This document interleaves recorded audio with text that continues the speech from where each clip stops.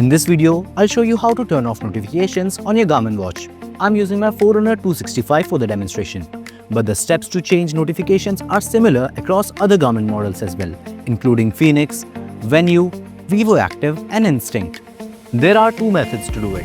You can turn off notifications directly from your Garmin watch as well as through the Garmin Connect app. First, let's see how to turn off notifications from the watch itself. You need to open the menu by long pressing the up button. Scroll down and open the Notifications and Alert section. Then select Smart Notification. Here, you can customize the notifications during activities or during general use. You can select either one and turn the status toggle on or off to turn off all the notifications.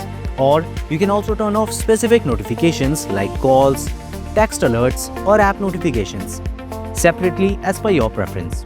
From here, you can also select whether you want to turn off the notification vibrations and sound. Now, if you want to turn off notification using the Garmin Connect app on your smartphone, first navigate to the Devices section and select your device. Then follow the same steps as the watch. Go to the Sounds and Alerts, open Smart Notifications and turn off the notifications from there.